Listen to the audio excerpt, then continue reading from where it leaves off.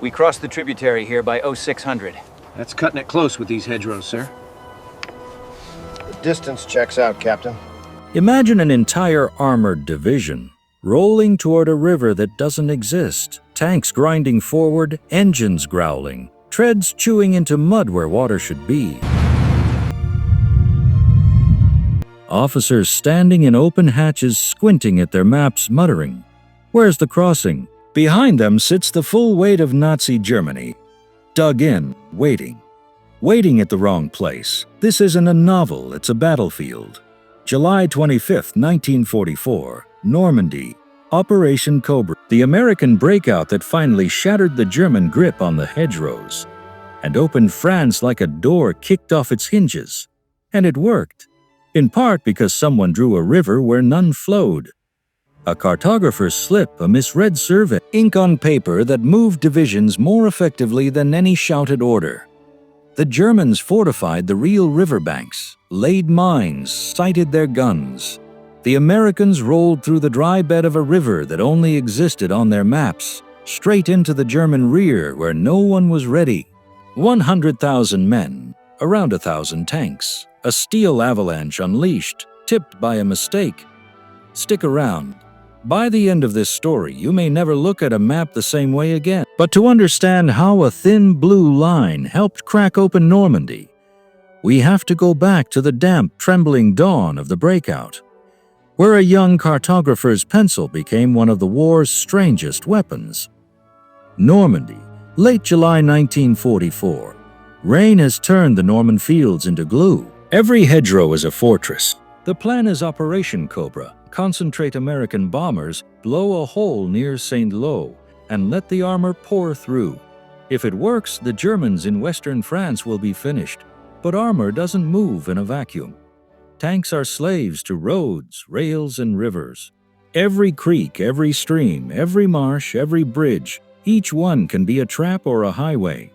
And on the German side, the panzer divisions are waiting for just that. A bottleneck where they can choke off the breakout and bleed the Americans white. The U.S. 2nd Armored Division, hell on wheels, is slated to exploit any gap. Their job: hit fast, hit hard, and keep going until someone tells them to stop. Behind them, more armored divisions are stacked like coiled springs ready to follow. Their guide to this maze of fields and ditches is not a seasoned Norman farmer. It's paper. Fresh tactical maps from the Allied cartographic section in Portsmouth. On one sheet, near the planned axis of advance, a thin blue line snakes across the landscape.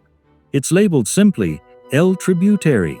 There's a note at a grid reference, fordable at such and such point. To the Americans that means, expect water.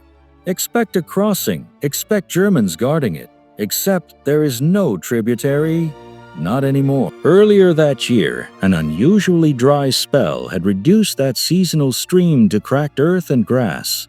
Local farmers jokingly called it le litty vide, the empty bed, but that detail never made it into the map revisions. The blue ink is as confident as ever. To the U.S. Army, the tributary is as real as the hedgerows, and the U.S. Army Map Service, to be fair, is very good.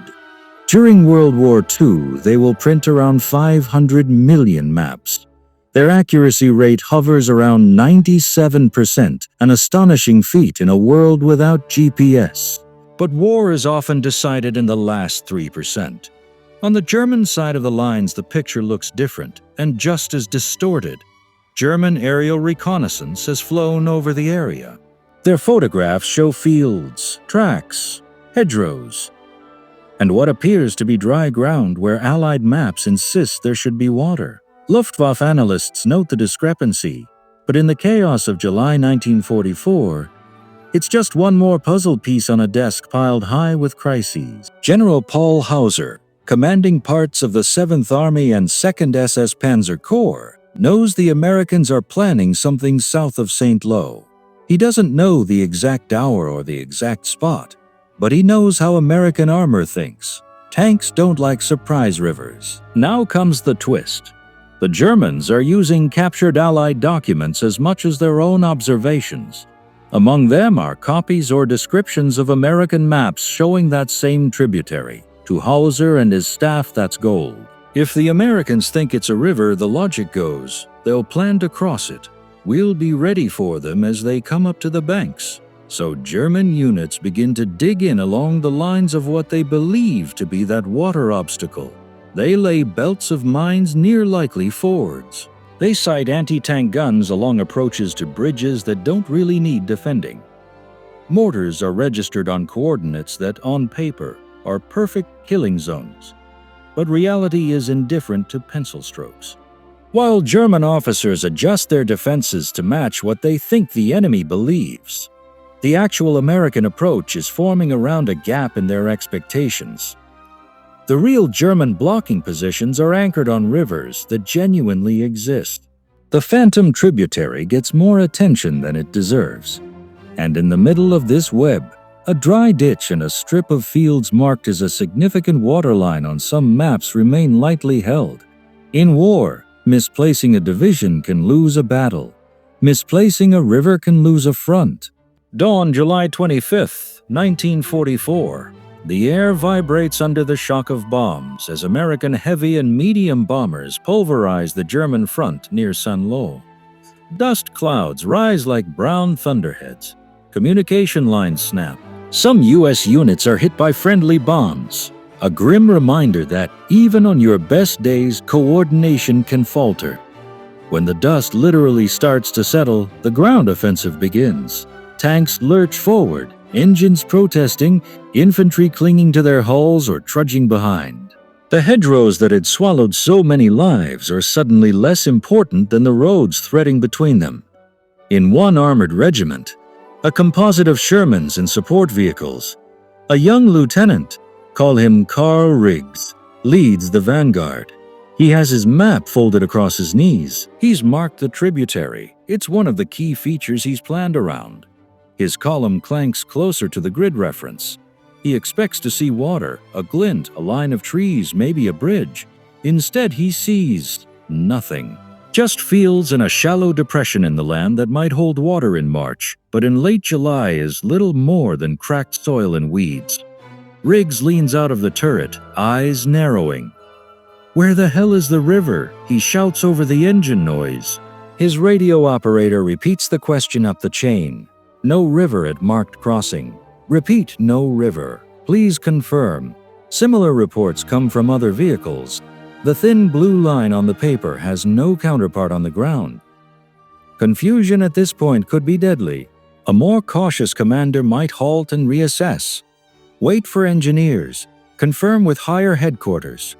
The order that comes crackling back is very different. A brigadier, someone who understands that speed is worth more than doctrinal neatness today, responds with a simple instruction. If there's no river, drive through it.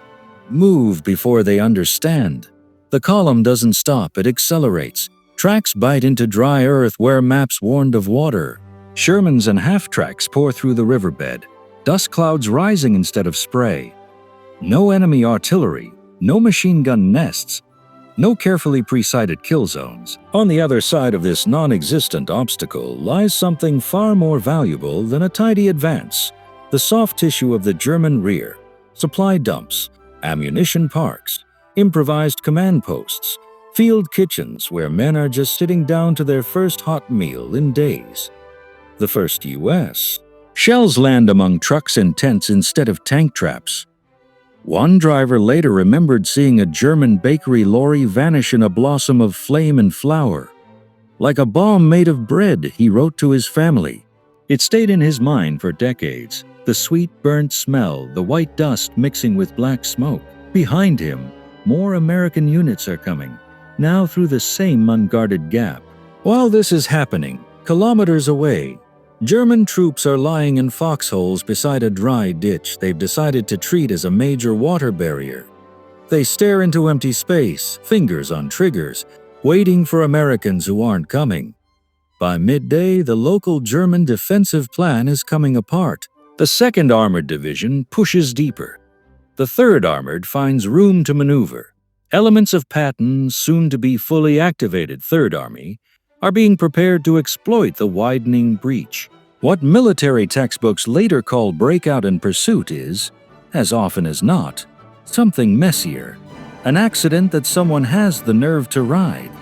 German units caught near the imagined river suddenly find reports coming in from directions they aren't facing, Americans behind them, Americans on their flanks, columns of US armor appearing on roads that shouldn't have been reachable yet.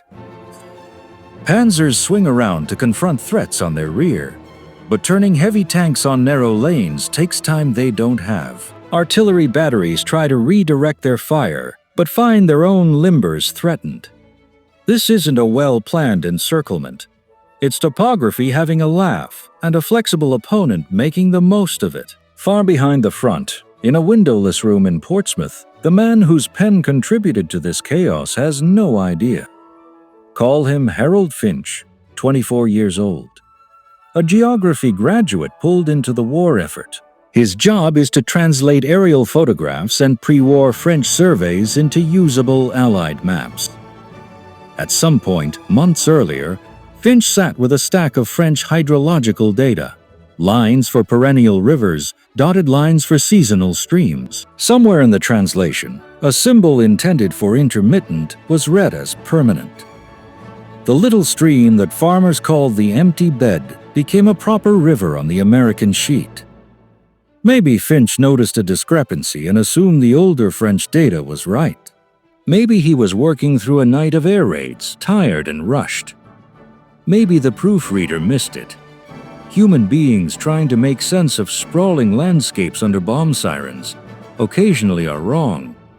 Finch doesn't hear the radios in Normandy. He doesn't see the German fuel depot exploding because tanks arrived sooner than expected.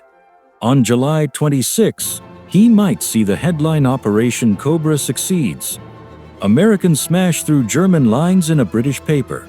He smiles maybe, and goes back to his contour lines. He will survive the war, return to the United States, and teach geography in a quiet New England town. When he dies decades later, his obituary will mention his kind nature and his years in the classroom. It will not mention a blue line on a map that helped accelerate the collapse of one of history's most destructive regimes. Yet when you trace the path of Operation Cobra on an original tactical sheet, there it is, a river that isn't there, a small symbol of how fallible knowledge can still create decisive advantage. If someone in the field is willing to act on what they see, not just what they're told, why doesn't this story appear in official accounts? There are practical reasons. War histories focus on generals and battles, not on the micro-level quirks of cartography. The U.S. official history of Operation Cobra emphasizes the air bombardment, the leadership of Omar Bradley, the adaptability of U.S. armored divisions. All of that is real and important. There is also an institutional reason. Militaries like to present their successes as the product of skill and planning, not fortune and error.